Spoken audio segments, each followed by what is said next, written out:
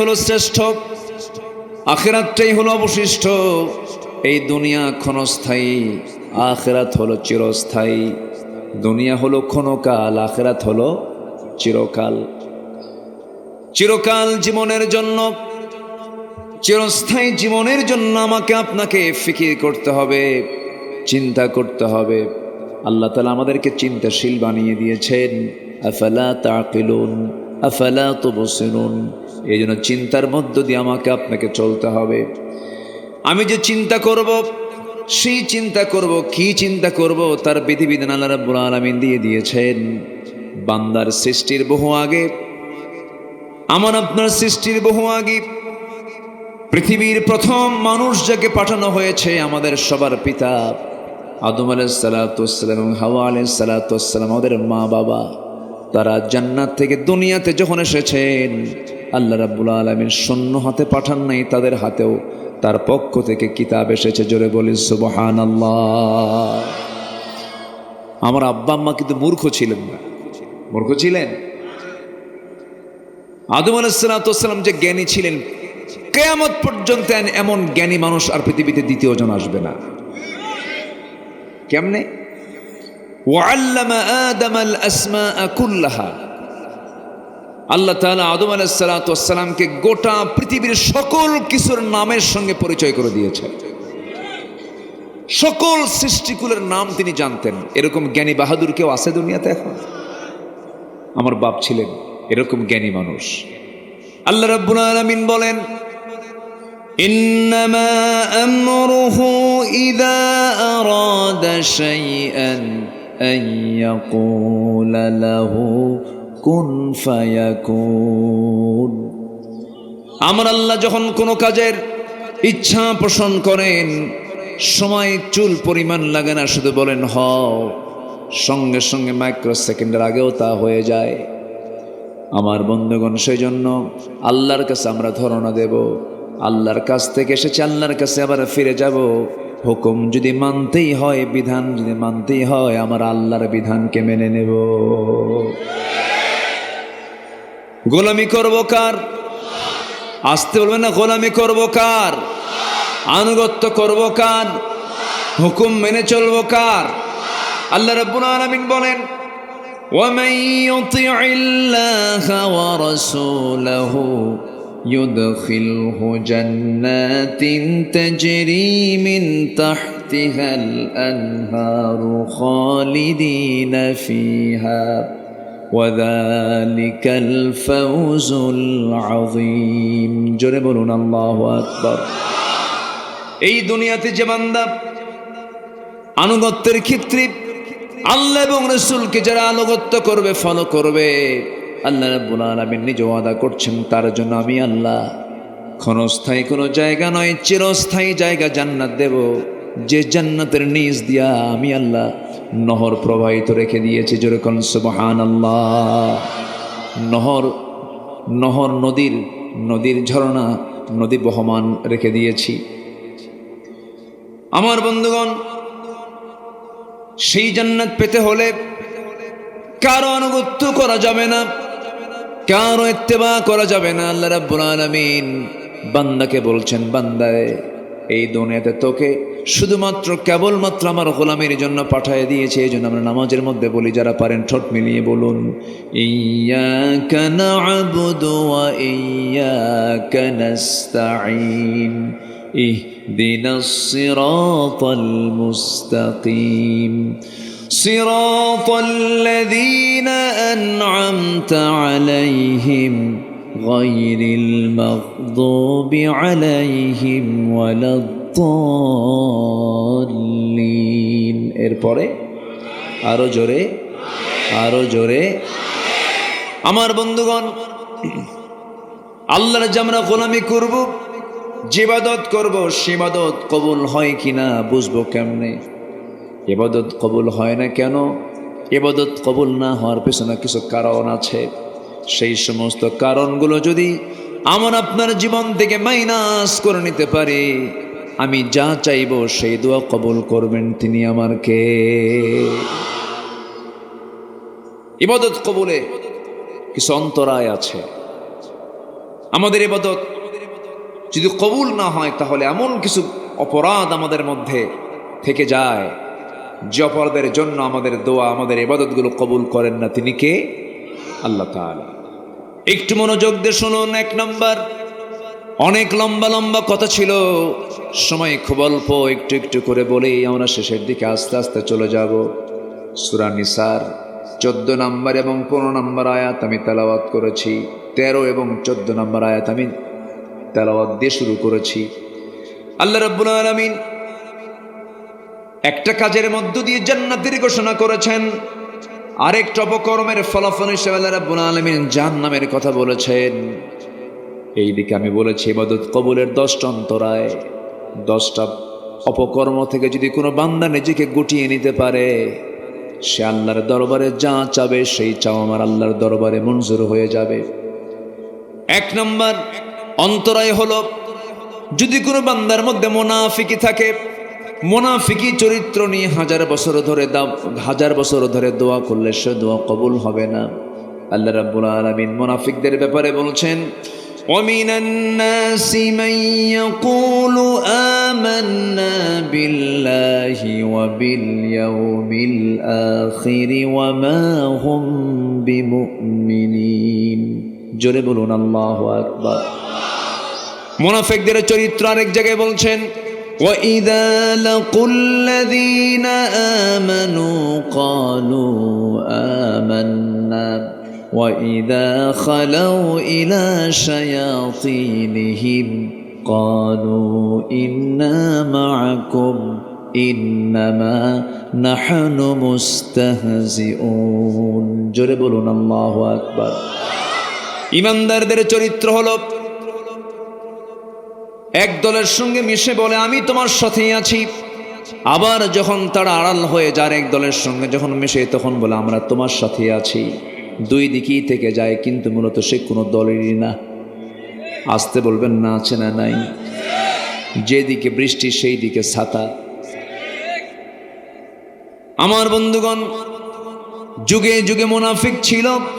আমার নবীজির আমলেও মুনাফিক ছিল। নবীর পিছনে তারা ইক্তেদা করত। আমার রাসূলকে দেখে দেখে আমার নবীজির বয়ান শুনে শুনে চোখের পানি ফেলে ফেলে কাঁদত। নবীর পিছনে ইক্তেদা পর্যন্ত করেছে, রাসূলকে তারা দেখেছে। কিন্তু নবীর বিরুদ্ধে কত ষড়যন্ত্র করে যুদ্ধের মুখোমুখি বানিয়ে দিয়েছে এই মুনাফিকরা। মদিনার ইহুদি গোত্র বনু নজির, বনু কুরাইজার সঙ্গে কুরাইশদের যোগ সাজস করে দিয়েছে এই মুনাফিকরা। ইসলামের যত বড় ক্ষতি হয়েছে এক কাফেরের দ্বারা, মুশরিকের দ্বারা যত ক্ষতি হয়েছে তার চাইতে বেশি ক্ষতি হয়েছে হলো মুনাফিকের দ্বারা। এই জন্য মুনাফিকদের ব্যাপারে ইসলাম নরম হতে বলেছে না কঠোর হতে বলেছে? মুনাফিক কাকে বলে এটা একটা বিষয়। মুনাফিক কিন্তু কোনো কাফের না, মুনাফিক কিন্তু কোনো মুশরিক না, মুনাফিক কিন্তু অন্য ধর্মের কাউকে বোঝানো হয়নি। মুনাফিক নামাজও পড়বে, মুনাফিক রোজাও রাখবে, মুনাফিক হজও করে, মুনাফিক দান সদকাও করে, কিন্তু এগুলো সব করে হলো তার নিজের স্বার্থের জন্য, আল্লাহর জন্য নয়। আছে কি না? আসতে বলবেন না, আছে কি না?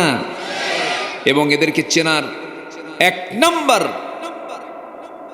মানে যে কারণ, এদেরকে চিনতে যে 1 নাম্বার যে তাদের বদগুণ, সেটা হলো এরা ঘন ঘন মিথ্যা কথা বলে।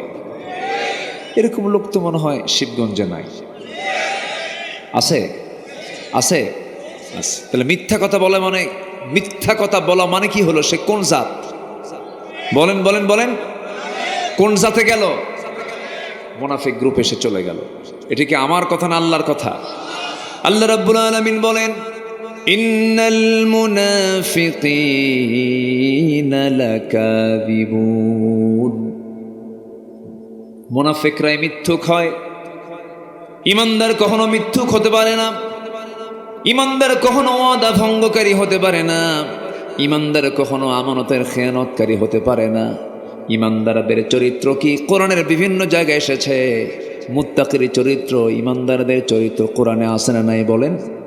কোরআন খুললি মুত্তাকির চরিত্র খুঁজে পাওয়া যায়। যারা পারেন ঠোঁট মিলিয়ে বলুন হুদাল্লিল মুত্তাকিন আল্লাযীনা ইউমিনুনা বিল গায়বি ওয়া ইউকিমুনাস সালাতা ওয়া মিম্মা রাযাকনাহুম ينفقون والذين يؤمنون بما أنزل إليك وما أنزل من قبلك وبالآخرة هم يوقنون أولئك على هدى من ربهم وأولئك هم المفلحون جربون الله أكبر মুত্তাকির গুণ হলো পাঁচটা। কয়টা বলেন?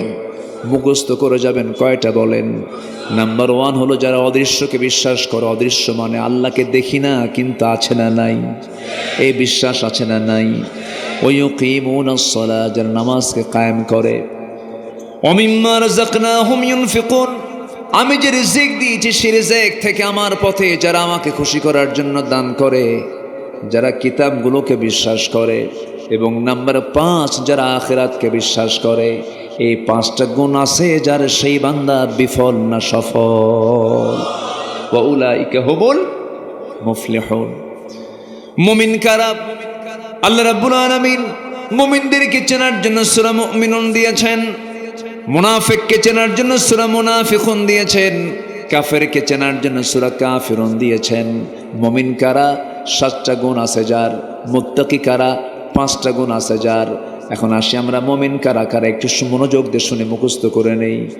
যারা পারেন ঠোঁট মিলিয়ে আমার সঙ্গে বলুন قد أفلح المؤمنون الذين هم في صلاتهم خاشعون والذين هم عن اللغو معرضون والذين هم للزكاة فاعلون والذين هم لفروجهم حافظون إلا على أزواجهم أو ما ملكت أيمانهم فإنهم غير ملومين فمن ابتغى وراء ذلك فأولئك هم العادون والذين هم لأماناتهم وعهدهم راعون والذين هم على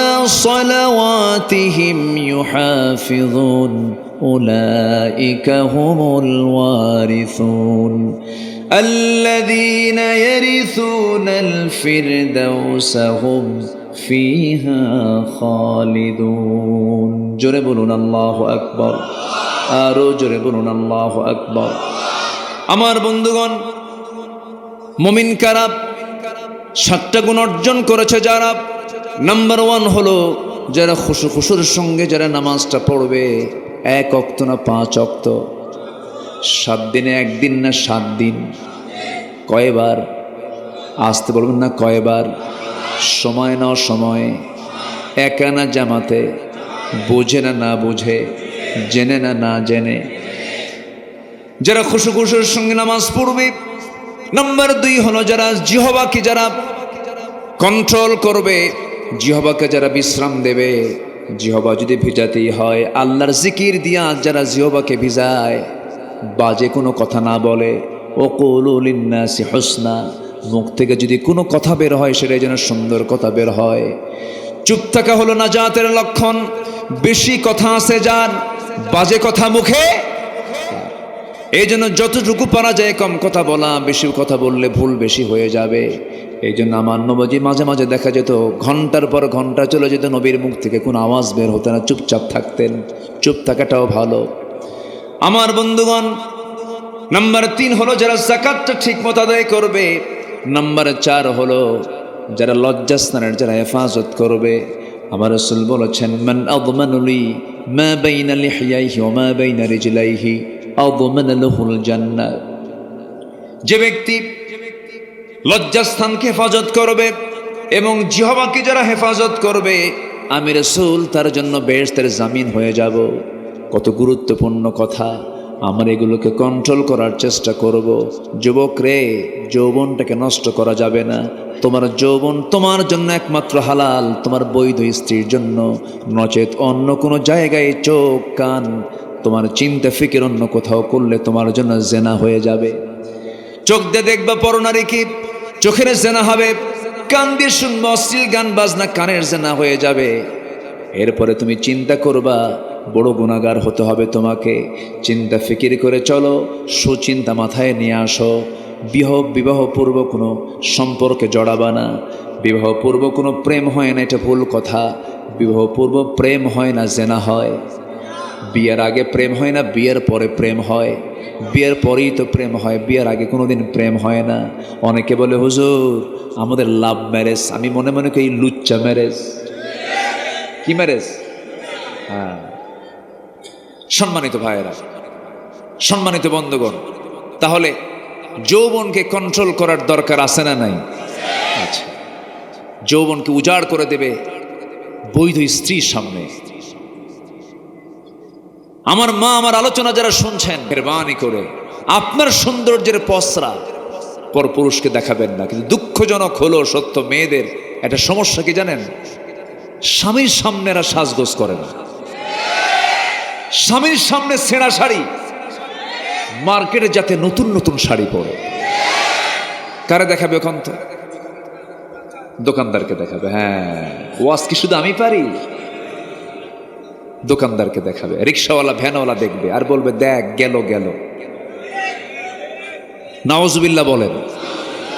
আবার কিছু পুরুষও আছে সমস্যা, নিজের সুন্দরী বউ সে একা দেখে সন্তুষ্ট না, জাতিকে দেখাতেও সে সন্তুষ্ট হয়।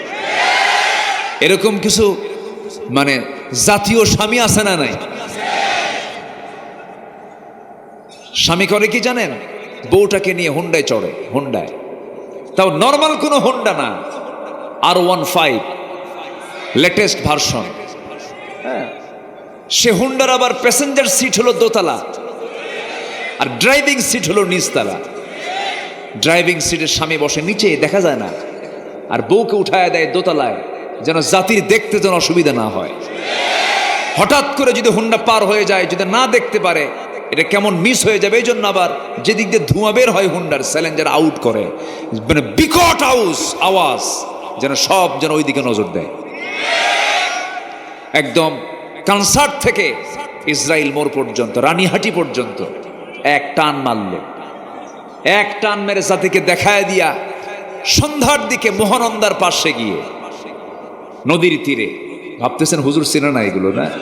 আচ্ছা, নদীর তীরে গিয়ে বউটাকে লাল লিপস্টিক, মাথার চুলটা খুলে দিয়ে, লাল শাড়ি পরায় দিয়া, কোমর পিঠ বের করায় দিয়া, চোখে কি বলে, চোখে আশকারা মাস্কারা দিয়া, আর কি বল, গোটা মুখ জুড়ে আটা ময়দা মাখায় দিয়া, বাস 16 Pro Max আইফোন দিয়া ছবি একখান তুলে সেই ছবি ফেসবুকে আপলোড কইরা লিখতেছে ক্যাপশন, প্রিয় ভাইয়েরা আসুন আমার বউটাকে সবাই মিলে জামাতের সাথে দেখি।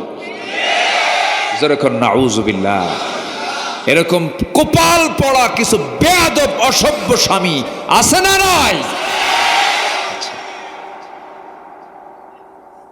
কত বড় জেনাকার এগুলো, বদমাইশ এগুলো, এগুলো হচ্ছে দায়ুস। আর দায়ুস লা ইয়াদখুলুল জান্নাত। দায়ুসরা কখনো জান্নাত পাবে না, জান্নাতে প্রবেশ করতে পারবে না। আল্লাহ তাআলা এই সমস্ত অপকর্ম থেকে এই জাতিকে হেফাজত করুন। জোরে বলি আমিন, আরো জোরে আমিন। সম্মানিত ভাইয়েরা, আমরা 1 নম্বর চরিত্র আমরা শুনলাম, যে চরিত্র আমার আপনার মধ্যে থাকলে পরে আমার আপনার কোন ইবাদত কবুল করবেন না, তিনি কে? সেটা কোন চরিত্র বলেন তো? মুনাফিকি। মুনাফিকি রাখা যাবে না।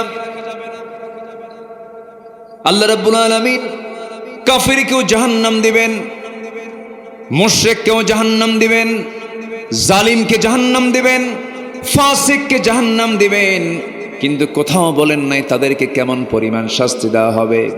কিন্তু মুনাফিকদের ব্যাপারে কত ভয়ঙ্কর আয়াত নাজিল হয়েছে। যারা পারেন ঠোঁট মিলিয়ে বলুন, ইন্নাল মুনাফিকিনা ফিদ দারকিল আসফালি মিনান নার ওয়ালা তাজিদ লাহুম নাসীরা। মুনাফিকদের জন্য জাহান্নামের সর্বনিম্ন স্তর, সবচেয়ে নিম্ন স্তরে তাদেরকে রাখা হবে, জাহান্নামটা উদ্বোধন করা হবে মুনাফিককে দিয়া। কারণ মুনাফিকের দ্বারা ইসলামের যত বড় ক্ষতি হয়েছে যুগে যুগে, একজন কাফের মুশরিকদের দ্বারা এত বড় ক্ষতি হয় নাই। এরকম মুনাফিক আমার দেশে আছে না নাই? আসতে বলবেন না, আছে না নাই? মুনাফিককে চেনা যায় নামাজে নয়, মুনাফিককে রোজায় চেনা যায় না, মুনাফিককে দান সদকায় চেনা যায় না। মুনাফিককে যদি চিনতে হয়, দেখবেন এরা কখনোই জীবন দেওয়ার মানসিকতা নেবে না। এরা মানুষকে পাঠায় দেবে, কিন্তু যত যত যত রক্ত লাগে সব দিয়ে দেব, প্রয়োজনে লোক পাঠাবো, আমি যাব না। এরা কি? আরো যেরকম এরা কি? মুনাফিক। যত রক্ত লাগে দেব, প্রয়োজনে লোক পাঠাবো, আমি যাব না। মুনাফিককে নামাজে চেনা যায় না, মুনাফিককে রোজায় চেনা যায় না, মুনাফিককে হজে চেনা যায় না, মুনাফিককে চেনা যায় হলো জিহাদের ময়দানে। ওরা জিহাদে যাবে না, মরতে রাজি নাই। আন্দোলন করব, নেতা হব, কিন্তু মরবো না। অনলাইন থেকে ব্রিফ করে, ভাইরা আমার যুদ্ধে নামুন। উনি দেশের বাইরে আছে না নাই? আমার রাসূল এমন নেতৃত্ব দেননি। আমার রাসূল ছিলেন জিহাদের ময়দানে পিছনে না আগে? মার খেয়েছেন কম না বেশি? বেশি। সম্মানিত ভাইয়েরা, আমার নবী উহুদের ময়দানে সবচাইতে কণ্টকাকীর্ণ একটা জিহাদের ময়দান ছিল উহুদের ময়দান। এত কঠিন একটা যুদ্ধ। আমি যখনই মদিনায় যাই, উহুদের প্রান্তরে আমি না গেলে ভাল লাগে না, আমি চলে যাই। আহারে, ওই ময়দানে আমার নবীর দুটো দাঁত ভেঙে পড়েছিল। ওই যুদ্ধের ময়দানে আব্দুল্লাহ বিন জাহাসের কান কেটে নেওয়া হয়েছিল, নাক কেটে নেওয়া হয়েছিল, চোখ তুলে নেওয়া হয়েছিল, পা কাটা হয়েছিল। সাইয়্যিদুশ শুহাদা আমির হামজা রাদিয়াল্লাহু তাআলা আনহুর বুক চিড়ে কলিজা বের করে ফেলা হয়েছিল। উহুদের রক্তাক্ত প্রান্তর আমার নবীজি রওনা দিলেন। মদিনা থেকে মাত্র 3 মাইল দূরে কুরাইশরা এই মুনাফিকদের যোগসাজশে, ইহুদিদের চক্রান্তে কুরাইশদেরকে হাজির করা হলো। একদম মদিনার উপকণ্ঠে 3 মাইল দূরে উহুদের প্রান্তরে এসে তারা দাঁড়ানো।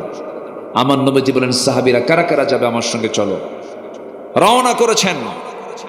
মাঝখান থেকে মুনাফিকরা বলল, এই অসম যুদ্ধে আমরা যাব না, ওদের 3000 আমাদের 1000, এই যুদ্ধে আমরা যেতে পারবো না। মুনাফিক কিছু সব নবীর পিছন থেকে সব কেটে পড়লো। নামাজে কেটে পড়ছে না জিহাদে কেটে পড়ছে? কোথায় বলেন? এরকম কেটে পড়া ময়দান থেকে কিছু লোক ইতিপূর্বে আমার দেশেও ছিল কিনা বলেন? ছিল কিনা বলেন? এখনো যে নাই তা না, এখনো আছে। আমার বন্ধুগণ, আমার নবীজি বললেন, তোমরা কেউ যদি আজকে আমার সঙ্গে যুদ্ধে না যাও, তবু আমি একা হলেও বাতিলদের মোকাবেলা আমি দাঁড়িয়ে গেছি। সাহাবে কেরামকে সঙ্গে করে নিয়ে আমার নবীজি উহুদ প্রান্তর পর্যন্ত পৌঁছে গেলেন। প্রচণ্ড দ্বিপ্রহর, প্রচণ্ড রোদ চলছে। সাহাবে কেরামকে নিয়ে যখন যুদ্ধ শুরু হয়ে যাবে, মুসলমানদের প্রাথমিক বিজয় প্রায় হয়ে গেছে, যুদ্ধ শেষ হয়েছে মনে করে আমার নবীজি সাহাবে কেরামকে কিছু দায়িত্ব দিয়েছিলেন। এর মধ্যে বিশেষ দায়িত্ব হলো, একটা চিকন গিরিপথ ছিল, গলিপথ ছিল। 50 জন তীরন্দাজকে হাতের মধ্যে তীর ধনুক নিয়ে বললেন, তোমরা এই জায়গায় বসে থাকো, এই গলিটা পাহারা দিবা, এই চিকন রাস্তা তোমরা পাহারা দিবা, কোনো ক্রমে যেন এই দিক দিয়ে শত্রুপক্ষ আক্রমণ না করতে পারে। আমার পরবর্তী নির্দেশ না আসা পর্যন্ত তোমরা এই জায়গা কখনো ত্যাগ করবা না। কিন্তু যুদ্ধ যখন থেমে গেছে, যুদ্ধ আর চলছে না, ওই 50 জন তীরন্দাজ মনে মনে ভেবেছেন, যুদ্ধ যেহেতু শেষ, এখানে থেকে আর লাভ কি? সেই জায়গা ত্যাগ করা মাত্রই সেই সময় অতর্কিত হামলা করে বসেছে কুরাইশরা। ওই দিক দিয়ে অতর্কিত হামলা করে তাদের মূল লক্ষ্য ছিল, সবার সঙ্গে আমাদের যুদ্ধ করার দরকার নাই, সবার বিরুদ্ধে আমাদের লড়াই করার দরকার নাই, তরবারি ধরার দরকার নেই, একজন ব্যক্তিকে শেষ করলে সব খতম হয়ে যাবে। রসুলকে তারা টার্গেট করলো, দূর থেকে বৃষ্টির মতো তীর মারা শুরু করে দিয়েছে। আমার নবীজির মাথা থেকে পা পর্যন্ত ঝাঁঝরা করে দিয়ে তারা রসুলকে দুনিয়া থেকে বিদায় করার প্ল্যান নিয়েছিল। সাহাবিরাও কম না, 10-12 জন সাহাবী তরবারি হাতে নেওয়ার সময় পান নাই, দৌড় মেরে এসে নবীর চতুর্দিকে প্রাচীরের মতো দাঁড়িয়ে গিয়ে বলতেছে, ইয়া রাসূলুল্লাহি, যত তীর লাগবে আমাদের গায়ে লাগবে, কিন্তু আল্লাহর কসম করে বলি একটা তীর আপনার গায়ে আমরা লাগাতে দেব না। নবীজির চতুর্পার্শ্বে তারা প্রাচীরের মতো দাঁড়িয়ে গেলেন। তীরগুলো আসতেছে, কিছু কিছু সাহাবীর গায়ে লাগে, কারো বুকে লাগে, কারো হাতে লাগে, কারো পায়ে লাগে। এক সাহাবীর চোখের মধ্যে তীর ঢুকে গেছে, ফিনকি দিয়ে রক্ত পড়া শুরু হয়ে গেছে, চোখটা উপরে গিয়ে হাতের উপরে হাতের তালুতে পড়ে আছে। আমার রাসূল বলেছেন, কাতাদা আমার দিকে আগায় রে। আমার নবীজি সেই পতিত চোখটা হাতের মধ্যে নিয়ে মুখের থুতু দিয়া চোখের জায়গায় লেপন করে দিলেন, আগের চোখের মতো স্বাভাবিক হয়ে গেল। আমার নবীজির মুজিজা প্রকাশ পেয়ে গেল। তীর মারতেছে, এক পর্যায়ে দেখা গেল 10 জন সাহাবীর 9 জনই দুনিয়া থেকে বিদায় নিয়েছেন, মাত্র একজন সাহাবী দাজানা রাদিয়াল্লাহু তাআলা তার নাম। রাসূলকে জড়িয়ে ধরে বলছেন, ইয়া রাসূলুল্লাহি, যত তীর আমার গায়ে লাগুক আপনার গায়ে আমরা একটাও লাগাতে দেব না। আমার বন্ধুগণ, শেষে দেখা গেল রাসূলকে বাঁচাতে গিয়া ওই সাহাবীর পিঠের ভেতরে 1-2টা তীর বিদ্ধ হওয়ার দাগ নয়, 70 থেকে 80টি তীর বিদ্ধ হওয়ার দাগ ফুটে উঠেছে। পিঠটা চালনার মতো হয়ে গেছে, খোঁচা খোঁচা হয়ে গেছে। আমার নবীজি সম্পূর্ণ একাকী অবস্থায় পড়ে গেলেন। ইবনে কাইমিয়া নামে একজন কাফের হাতের মধ্যে পাথর নিল, নিকটবর্তী জায়গা থেকে নবীর মাথা বরাবর একটা পাথর মেরে দিয়েছে। মাথায় ছিল হেলমেট, হেলমেটের চিকন ফলা, ভিতর থেকে চিকন লোহার ফলা কপালের মধ্যে গেঁথে গেল। আরেকটা আঘাত মেরেছে, দাঁত ভেঙে পড়ে গেল। আরেকটা আঘাত মেরেছে, শিরস্ত্রাণের চিকন লোহা নবীর গালের মধ্যে গেঁথে গেছে।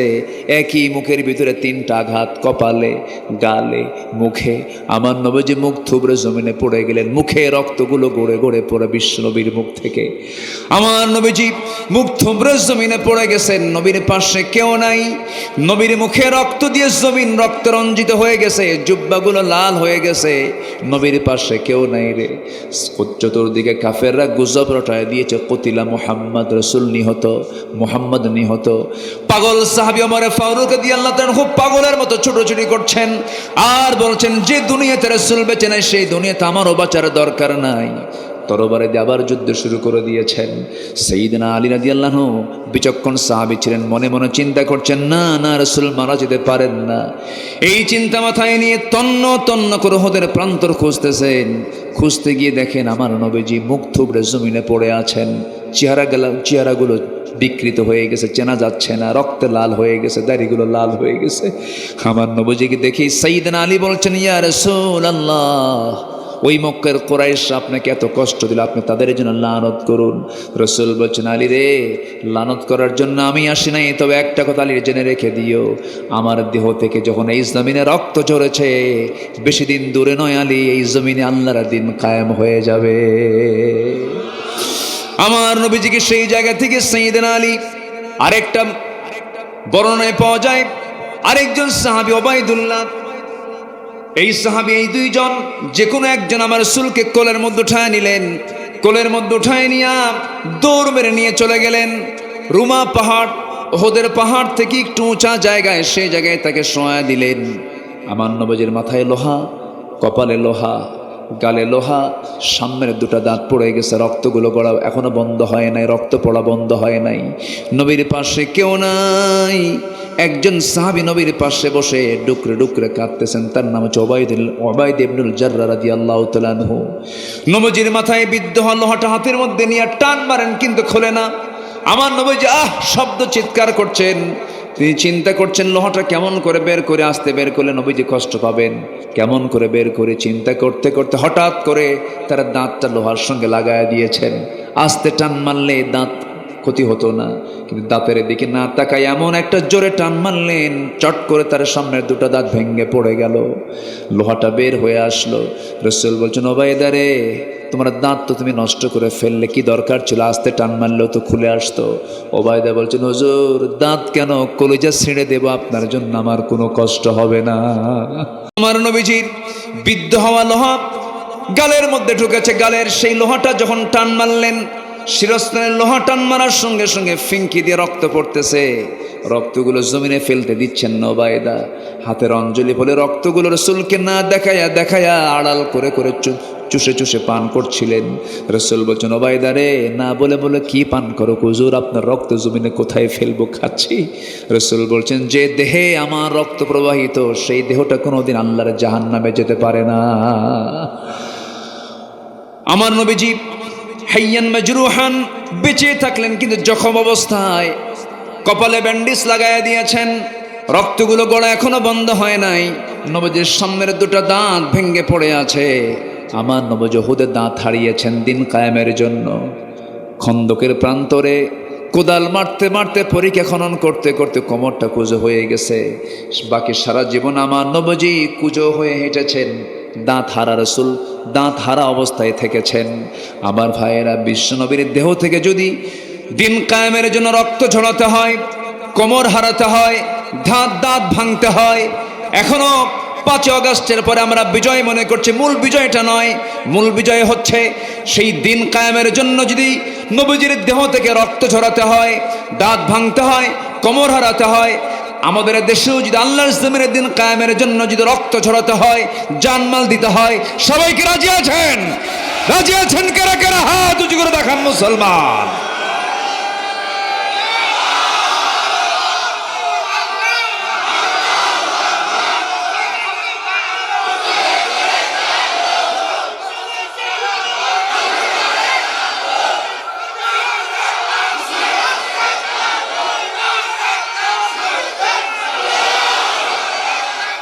আল্লাহ কবুল করুন, জোরে বলে আমিন, আরো জোরে আমিন। সম্মানিত ভাইয়েরা, ঈমান আনা সহজ, ঈমান নিয়ে টিকে থাকা সহজ নয়, কঠিন। ঈমান নিয়ে আমরা টিকে থাকবো, জোরে বলি ইনশাআল্লাহ, আরো জোরে বলি ইনশাআল্লাহ। ইবাদত তো করি আমরা, কিন্তু ইবাদত কবুলের জন্য 10টা অন্তরায়। এর মধ্যে 1 নম্বর হলো মুনাফিকি। মুনাফিকি আমরা রাখবো না ঝেড়ে ফেলবো। মিথ্যা কথা বলবো, যা বলবো হাসা না মিছা, হাসা কথা, সত্য কথা, জোরে বলি ইনশাআল্লাহ। নাম্বার 2,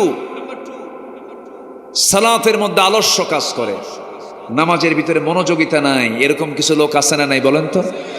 মসজিদে গেলেই তার বিরক্তি আসে, খুতবা শুনলে বলে হুজুর তাড়াতাড়ি শেষ করেন, ইমাম সাহেব নামাজ একটু লম্বা করলে বলে এটা আইলসা হুজুর। এরকম আছে না নাই বলেন? একটু লম্বা সূরা ধরেছে, পিছন থেকে মুসল্লি লোকমা দেবে কেমনে, গলা ঝাড়ি দেয়, আছে না এরকম? ঠিক না, এগুলো হচ্ছে অলসতা। নামাজের মধ্যে একটা মজা, একটা তৃপ্তি আছে না নাই বলেন তো? সেজদা যত লম্বা হবে নামাজের তত মজা বৃদ্ধি পাবে। সেজদা যত লম্বা হবে আল্লাহর সঙ্গে মহাব্বত তত গভীর হবে, এটাই তো স্বাভাবিক।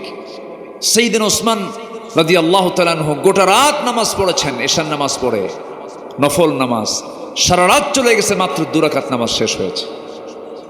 যেরকম সুবহানাল্লাহ। নামাজের মধ্যে মজা হতে হবে, একটা আনন্দ পেতে হবে, ভাবতে হবে আমার সঙ্গে আমার আল্লাহর কথোপকথন চলছে। এই তৃপ্তিময় নামাজ আমাদেরকে আদায় করার তৌফিক দান করুন, জোরে বলি আল্লাহুম্মা আমিন।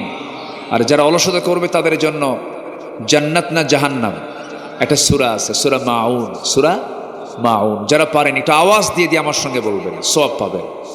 আল্লাহ রাব্বুল আলামিন বলেন, ফাওয়াইলুল লিল মুসাল্লিন আল্লাযীনা হুম আন সালাতিহিম সাহুন الذين هم يراءون ويمنعون الماعون। জোরে বলুন আল্লাহু আকবার। ওই সমস্ত মুসল্লির জন্য ধ্বংস হয়ে যাক যারা অলসতা করে নামাজ পড়ে এবং লোক দেখানো নামাজ পড়ে।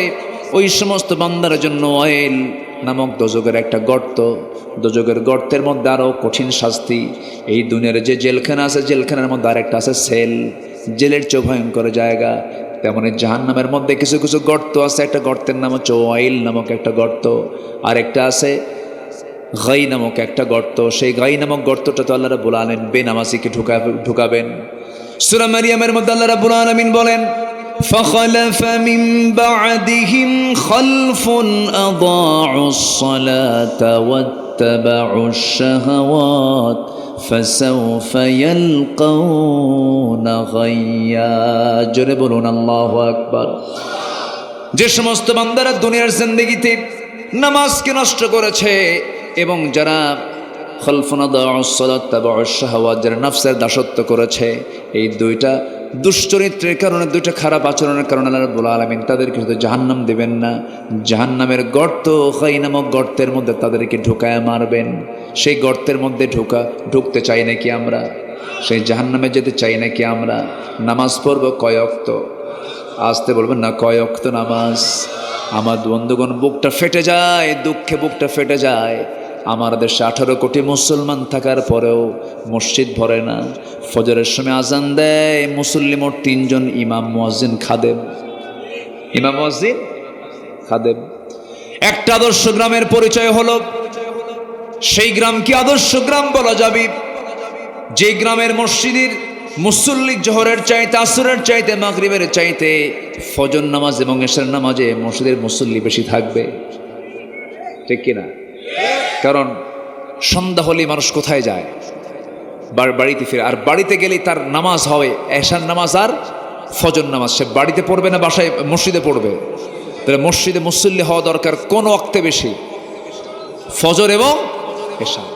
আমার রাসূল বলেছেন, যদি কোনো বান্দা ফজর এবং এশার নামাজ যদি জামাতের সঙ্গে আদায় করতে পারে, মহান রব্বুল আলামিন বলেন, আমার রাসূল বলে দিয়েছেন, সেই বান্দার জন্য আমার আল্লাহ গোটা রাত কিয়ামুল লাইল করলে পরে, নামাজ পড়লে পরে যে সওয়াব তার সমান সুবহান রব্বুল আলামিন তার আমলনামায় দিয়ে দেন। নামাজ পড়ব, জোরে বলি ইনশাআল্লাহ। অলসতা না যত্ন? নামাজটা হবে অলসতায় না যত্নে? যত্নের মধ্যে দিয়ে আমরা পড়ব, জোরে বলি ইনশাআল্লাহ। ইবাদত কবরের অন্তরায় মোট কয়টা বলেন? বলছি কয়টা? 2টা, আরও আছে কয়টা? 8টা। শুনবেন? আগ্রহ আছে এখনো? জি, জোরে বলি ইনশাআল্লাহ। নাম্বার 3 হলো আল্লাহ এবং রাসূলের চরম অবাধ্যতা এবং সীমালঙ্ঘন। যেখান থেকে আমি তেলাওয়াত দিয়ে শুরু করেছি, সূরা নিসার 14 নম্বর আয়াত। আল্লাহ রাব্বুল আলামিন বলছেন, ওয়া মাইয়াসিল্লাহা ওয়া রাসূলাহু ওয়া ইয়াতাআদ্দা হুদুদাহু ইউদখিলহু নারান খালিদান ফিহা ওয়া লাহু আযাবুম মুহিন। জোরে বলুন আল্লাহু আকবার। সূরা নিসার এই 14 নম্বর আয়াতের আগে 11 নম্বর আয়াত, 12 নম্বর আয়াতে আল্লাহ রাব্বুল আলামিন মিরাস নিয়ে কথা বলেছেন, উত্তরাধিকারী সম্পত্তির বন্টন নিয়ে কথা বলেছেন, ফরায়েজ নিয়ে কথা বলেছেন। বাপ মারা গেলে ছেলে কি পাবে, মেয়ে কি পাবে, স্ত্রী কি পাবে, সন্তানরা কি পাবে, সব সুষম বন্টন কোরআনে আছে না নাই? আছে না নাই? আছে। দেখবেন মিরাজকে লণ্ডভণ্ড করে ফেলে। অনেক হাজি আছে হজ করতে যাবে, ছেলে মেয়েদেরকে সব এক জায়গায় এক করে বলে, আমার এই মাত্র একটা ছেলে, তোমরা আমার 7টা মেয়ে। আমার ছেলে, আমি হজে যাচ্ছি, আমার ছেলেটা মাত্র একটা ছেলে, তোমরা 5টা মেয়ে বিয়ে শাদী দিয়েছি। আমি যদি মরে যাই তাহলে আমার সন্তান এতিম হয়ে যাবে। অতএব আমার মেয়েরা, আমার মৃত্যুর পরে তোমরা যে সম্পত্তিগুলো পাবে জীবদ্দশা আমার ছেলের নামে তা লিখে দাও। এই বুড়ার হজ করার দরকার আছে নাকি? হজ করার দরকার আছে? দেখেন কি কত বড় অপকর্ম করে সে হজে যেতে চায়। এরকম কিন্তু বহু বদমাইশ বুড়া আছে। আসতে বলবেন না, আছে না নাই? এক ছেলেকে কম দেয়, আরেক ছেলেকে বেশি দেয়। আছে কি না? এগুলো মনে হয় চাপাই টাপাই নাই, এগুলো আছে। এগুলো আছে। এক ছেলেকে 300 বিঘা বাগান দেয়, আরেক ছেলেকে 2 বিঘাও দেয় না। আছে কি না? এগুলো হারাম। এগুলো কি হারাম? মেয়েকে দেয় না, মেয়েকে ঠকায়। আবার বাপ মারা গেছে, সম্পত্তি রেখে চলে গেছে, কিছু ভাই আছে বোনদেরকে দিতে চায় না।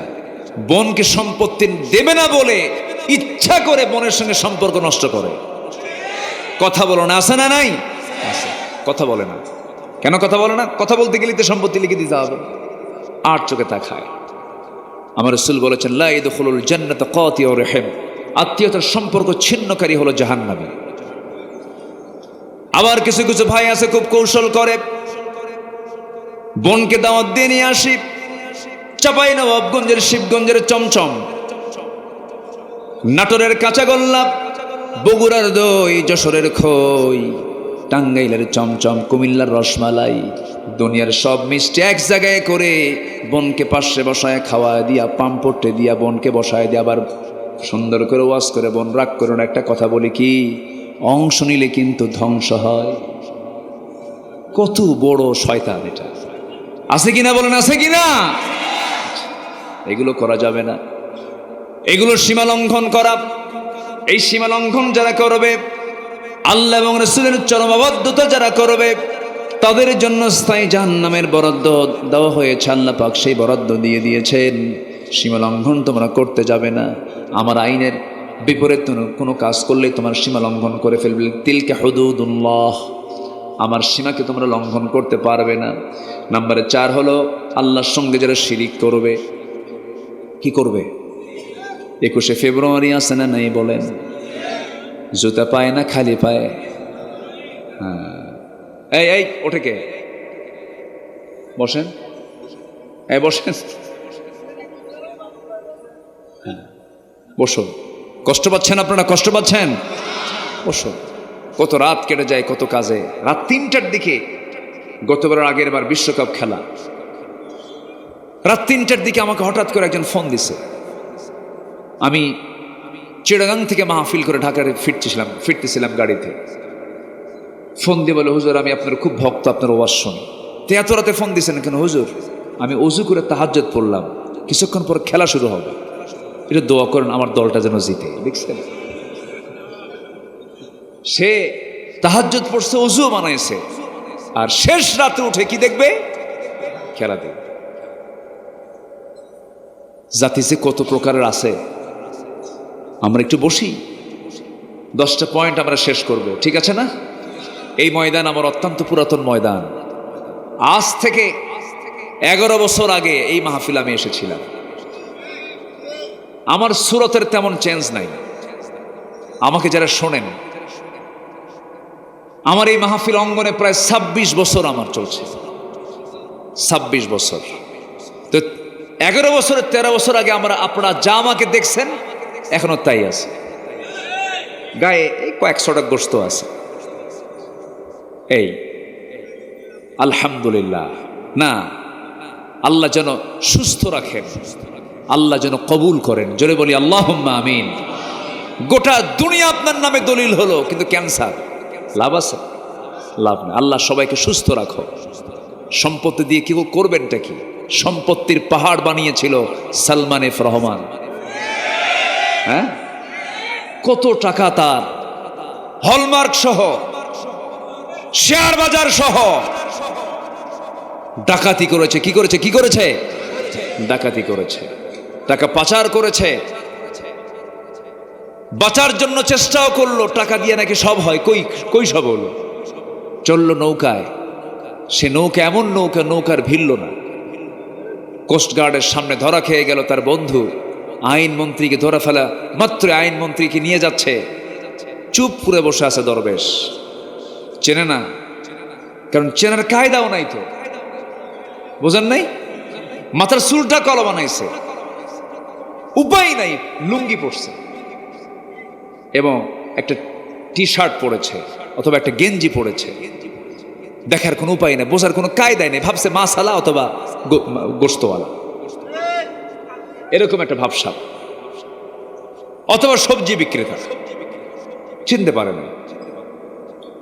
নিয়ে যাচ্ছে আইনমন্ত্রীকে। বারবার আইনমন্ত্রী বলে, আপনি আমার একা নিয়ে যান কেন?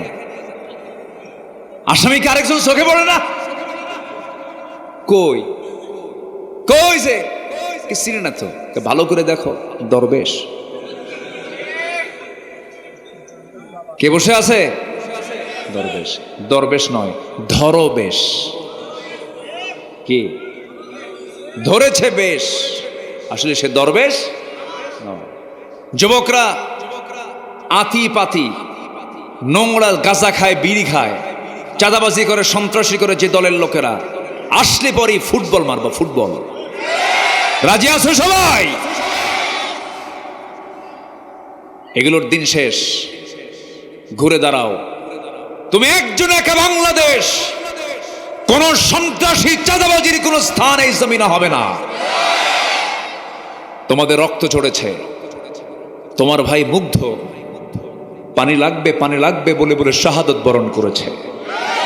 আবু সাইদ মেধাবী ছাত্র দুহাত উঁচু করে বুক পাতিয়ে দিয়ে এই দেশের মানুষকে জুলুম থেকে মুক্ত হওয়ার আন্দোলনে শহীদ হয়েছে। আবার কিছু মুফতি বের হয়েছে, এরা কি আসলেই শহীদ? তুই কি? হ্যাঁ, জীবন দেওয়া সস্তা? জীবন দেওয়া কি সস্তা কাম?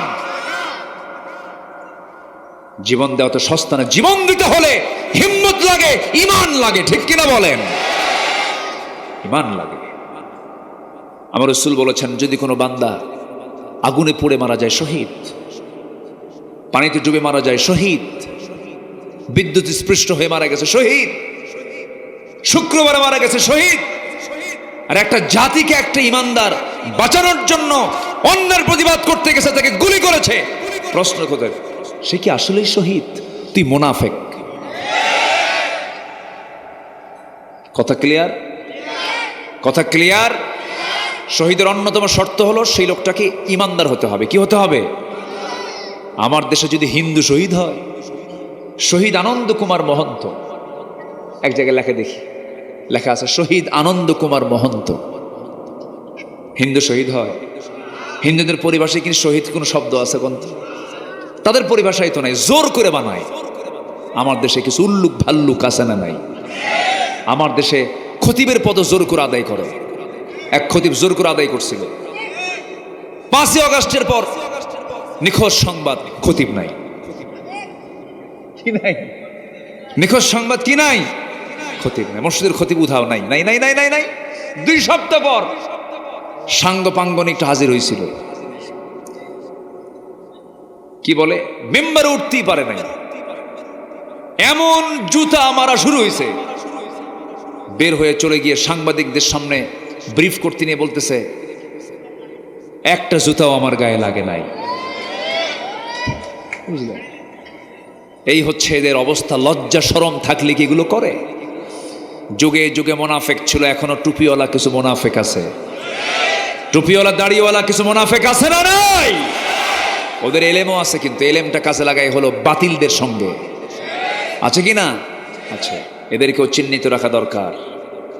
বিগত 16 বছর যারা সবচেয়ে বেশি সুযোগ সুবিধা গ্রহণ করেছে, অবশ্যই তাদের মধ্যে ভেজাল আছে। মাত্র 5 আগস্টের মাত্র কয়েকদিন আগে এই দেশের এত শত দল থাকার পরেও একটা দলকে নিষিদ্ধ করেছে। শুধু কয়টা দল? আরো ইসলামী দল আছে না নাই? আরো ইসলামী দল আছে না নাই? কোন দলকে নিষিদ্ধ হয়েছিল? কয়টা দল নিষিদ্ধ হয়েছিল? ওরা ঠিকই হক চেনে। তুমি হক চিনো না, বাতিল কিন্তু ঠিকই হক চেনে। কোন ইসলামী দল তার কাছে মনে হয় না ইসলামী দল, এটাই দল ইসলামী, এটাই নিষিদ্ধ করতে হবে। এটা ইসলামী দল, গতানুগতিক ইসলামী দল নয়।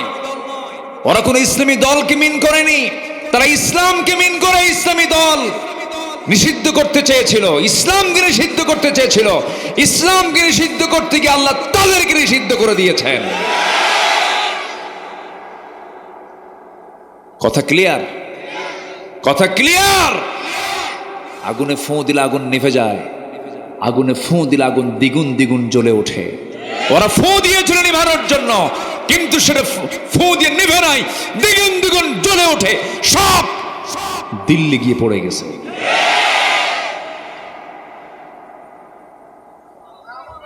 যে বাড়ি হোক, আমি যাকে এবার ব্যাখ্যাও দেয়, দেখেন কি মুশকিল। ওয়াজ করি আমি, ব্যাখ্যা দেন আপনি, তাহলে তো মহা মুশকিল। আসুন দোয়া করি, আলোচনা চালাবো, আলোচনা চলো। হুজুর মরুক যে হ্যাঁ, পয়েন্ট। যারা তাফসীর শুনতে আসেন তাদের খোরাকটা এখনো রয়ে গেছে। আল্লাহর ইবাদতে আমাদের এমন কিছু অপকর্ম আছে যে ইবাদতটা আল্লাহর দরবার পর্যন্ত পৌঁছে না। এর মধ্যে অন্তরায় হলো 10টা, বলেছে 3টা। নাম্বার 4 হলো আল্লাহর সঙ্গে শিরিক করা। শনিবারে বাঁশ কাটা যাবে না। এলাকায় কি বার? এলাকায় রবিবারে। আচ্ছা, যাই হোক, ভুল কইছি আমি। এটা হাদিস থেকে আসছে তো। সকালবেলা বাকি দেওয়া যাবে না। মঙ্গলবারে বিয়ে হওয়া যাবে না। আর বৃষ্টির দিনে যদি বিয়ে হয় সারা জীবনের চোখের পানি ফুরাবে না। আছে কিনা এগুলো? এগুলো কি হাদিস না শিরকের চিন্তা, কুসংস্কার? আমাদের দেশটা ছিল একসময়, সাবকন্টিনেন্টে কুসংস্কারের প্রভাবটা বেশি ছিল এবং হিন্দু সংস্কৃতির প্রচলনটা বেশি ছিল। এজন্য এগুলো অনেক কিছু বিষয় ঢুকে গেছে। বিসমিল্লাহ গলত, কুফরি কথা এটা। বিসমিল্লার কোনো ভুল নাই। বিসমিল্লার কোনো ভুল আছে নাকি? শুরুতে ভুল হয়ে গেছে। কি কয়? বিসমিল্লাহ গলত। বিসমিল্লাহ কত বরকত একটা নাম।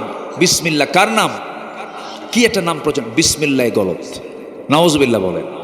এগুলো শিরকের কথা। শিরকের সাথে আমাদের কোনো ছোঁয়া রাখা যাবে না। শিরকের ব্যাপারে ঘন্টা 3 কথা বলা যেত। কয় ঘন্টা? সময় তো নাই। কই যান? কোনো কায়দা নাই। তাই হুজুর আলাদা হুজুর বসেন। খুব চাপচুপ লাগলে, বুড়া হলে ছাড় আছে, ইয়াং হলে ছাড় নাই। বসেন। রাগ করতেছেন নাকি আপনারা? আমি এসেছি অনেক আগে। মাহফিল কমিটি আমাকে বলেন, হুজুর আপনি ওখানে বসে থাকেন। আমি নাটোর একটু পার হয়ে পুঠিয়া রাগ দিয়ে বসে আছি প্রায় 2 ঘন্টা। হুজুর আমরা সিদ্ধান্ত নিচ্ছি কি করব, মাহফিল হবে কি হবে না, হবে কি হবে না। বৃষ্টি, খুব টেনশন। তো বললাম, ভাইজান আর কতক্ষণ দেরি করে? একটা ধমকি মারছে শেষে। আমি আসছি। কফি হাউস, প্রতি চুমুকে আড্ডা জমে। এত দূর থেকে, মাহফিল হোক আর না হোক, ক্ষুধা লাগছে তো, খাইতে হবে তো। এই কই, এক ধমকে চলে আসছে মাহফিলে। আয়সাকে খাইছি, ক্ষুধা লাগছে। যা হবে হবে, আগে খাওয়া এরপর বৈঠক। কি ঠিক আছে না? আগে পেট ঠিক করতে হবে। খাইছি, এরপর মাহফিলে আসছি না। কই, আলহামদুলিল্লাহ, আল্লাহ মাহফিল শোনার সুযোগ করে দিয়েছেন। বৃষ্টি হয়েছে, রহমতও হয়েছে, মাহফিলও হয়েছে। বৃষ্টিও সফল, মাহফিলও সফল। আলহামদুলিল্লাহ। কন বৃষ্টি কখনো গজব হয়? বৃষ্টি কি বলেন? রহমত। অতিবৃষ্টি এটা গজব। কিন্তু আমরা কি অতিবৃষ্টি পাচ্ছি? বৃষ্টির দরকার আছে না নাই? আচ্ছা, আল্লাহ কবুল করুন। নাম্বার 5, কিছু কিছু লোক আছে সামনে খুব প্রশংসা করে, আড়াল হলেই জানো ওটা যে কি জিনিস। আছেন এরকম? আছে না? বলেন তো, আছেন? সামনে কেউ আপনার মতো লোকই হয় না, একটু দূরে গেলেই জানেন লোকটা এত খারাপ। আছে কি না? এরকম লোক তো মানে শিবগঞ্জে খুঁজে পাওয়া যাবে না। আছে এরকম? আছে, আছে। এর জন্য জান্নাত না জাহান্নাম? আল্লাহ রাব্বুল আলামিন বলেন, যারা পারেন ঠোঁট মিলিয়ে বলুন, ওয়াইলুল লিকুল্লি হুমাযাতিল লুমাযাতিনিল্লাযী জামা'a মালান ওয়া 'আদ্দাদাহ ইয়াহসাবু আন্না মালাহু আখলাদাহ কাল্লা লায়ুনবাযান্না ফিল হুতামাতি ওয়া মা আদরাকা মাল হুতামাহ নারুল্লাহিল মুকাদাতুল্লাতী তাত্তালি'ু আলাল আফইদাহ ইন্নাহা আলাইহিম মুসাদাহ ফি আমাদিম মুমাদ্দাদাহ। শেষে কি শেষ হলো? মুমাদ্দাদাহ। আমার এক ভাগ্নি আছে, আমারে কয়, মামা দাদার সূরা তো কইরা নানার সূরা কম। মানে ও সূরা হুমাযার তাফসীর খুঁজে পাইছে দাদা। কি পাইছে? দাদা। কিন্তু সূরা হুমাযা অত্যন্ত ভয়ঙ্কর সূরা। আল্লাহ তাআলা বলছেন, তাদের জন্য ওয়াইল, ধ্বংস, জাহান্নাম, যারা সামনে পেছনে পরনিন্দা করে বেড়ায়, পরচর্চা করে বেড়ায়, নিজের দোষ না খুঁজে পেয়ে শুধু বাইরের অন্যজনের দোষ শুধু খুঁজে বেড়ায়। এরকম লোক আছে না নাই? আর মহৎ মানুষের পরিচয় হলো নিজের দোষ খুঁজে বেড়াবে আর অন্যের গুণ খুঁজে বেড়াবে। আল্লাহ কবুল করুন, আল্লাহ কবুল করুন। নাম্বার 6, যারা আল্লাহকে ভুলে থাকবে, মন্দ কাজে আদেশ করবে, আল্লাহ তাদের কোনো কিছুই কবুল করবেন না। একই ব্যক্তি মাহফিলের সভাপতি হয়, আবার একই ব্যক্তি যাত্রা কমিটির সভাপতি হয়। এরকম ছিল কি ছিল না? কোনো যাত্রা গ্রুপের লোক মসজিদ মাহফিল কমিটির কোনোদিন সদস্য হতে পারে না। আসতে কন কেন? আসতে কন কেন? মসজিদ কমিটি পাল্টায় ফেলবেন। কোন ঘুষখোর সুদখোর কোন ব্যক্তি মসজিদের দায়িত্ব পালন করতে পারে না, পারে না, পারে না। কি কমিটি চেঞ্জ করবেন না? কমিটি চেঞ্জ করবেন না আপনারা?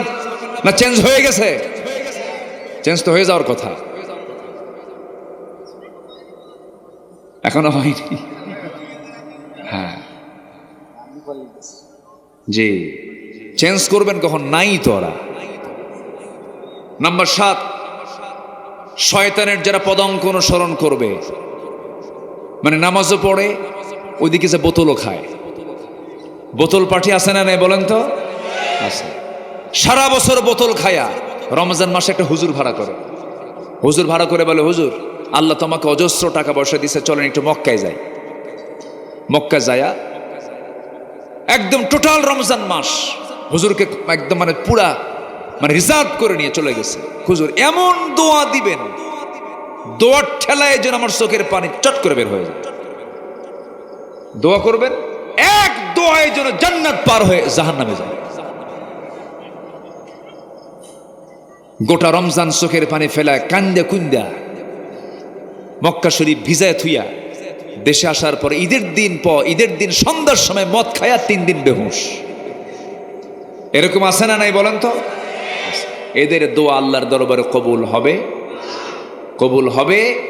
নাম্বার 8, যারা লোক দেখানো কাজ করে। লোক দেখানো, আমি দান করলাম, 1 লাখ টাকা দিলাম, হুজুর আমার নামে একটা স্লোগানও দিল না, যা আর দানই করব। আছে কি না? এরকম আছে না নাই? এই কমিটি তোমাদেরকে তোমরা যা চাইছো দিছি না দিছি? একটা নাম নিলা না, আমার একটা নাম বললা না, একটু দান হবে, কেউ জানবে না।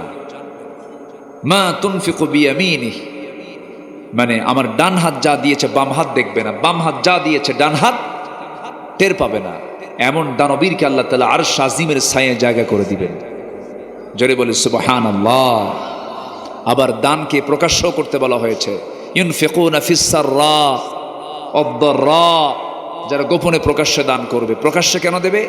ওর দান দেখে আরেকজন উৎসাহিত হয়ে দান করবে। আমরা নিয়তের বিশুদ্ধতা আনবো, জোরে বলি ইনশাআল্লাহ।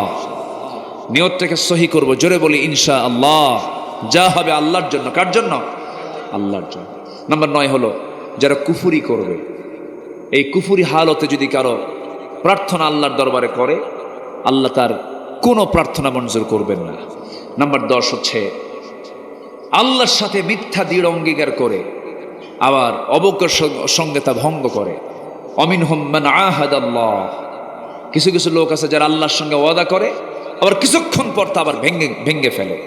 এই সমস্ত লোকের কোনো দোয়া ইবাদত আল্লাহর দরবারে মঞ্জুর হবে না। আল্লাহ তাআলা ইবাদতের অন্তরায় এই 10টি অপকর্ম থেকে আল্লাহ তাআলা আমাদেরকে হেফাজত করুন। আমি অসংখ্য ধন্যবাদ জানাচ্ছি মাহফিল প্রাঙ্গণ থেকে। বলা চলে কোনো লোক ওঠা বসা করেননি, 2-1 ভিন্ন কথা। আমি খুবই খুশি হয়েছি। আল্লাহ তুমি কালুপুরের এই মাহফিলকে তুমি আল্লাহ কবুল করো। তো কালুপুর এসে দেখো তো আমি কোনো কালু মানুষ দেখতেছি না, সব তো সুন্দর মানুষ। তো কালু নামটা রাখলো, এত সুন্দর, দেখে কি সুন্দর চেহারা, কোনো কালো মানুষ নাই, কিছু নাই, কিন্তু নামটা কালুপুর হলো কেমন? হ্যাঁ, হয়তো আগের কোনো লোক ছিল কালু, এই জন্য কালুপুর হয়ে আছে। এই ওঠে কেন? বসেন, দোয়া করবেন না? জি, যিনি দোয়া না করবেন আমি ভাববো তিনি কৃপণ। আব্বা আম্মা আছে না নাই বলেন? আব্বা আম্মার জন্য যে দোয়া করে না সে কি মানে উদার সন্তান না কৃপণ সন্তান? আব্বা আম্মার জন্য দোয়া করবো আমরা, দোয়া থেকে কেউ মাহরুম হবেন না। সবাই বসেন। আজকে 1টা বেজে গেছে, আমি মাহফিল শেষ করে ফেলি 11টার মধ্যে, বড় জোর। সেখানে 1টা বেজে গেল, কেউ ওঠেন নাই। আমার কাছে এটাকে একটা ইতিহাসের মতো মনে হচ্ছে যে মানুষ এত রাতে আলোচনা শোনে। আমি যদি আরো 1 ঘন্টা 2 ঘন্টা চালাতাম মনে হয় বসেই থাকতেন আপনি। আবার হবে।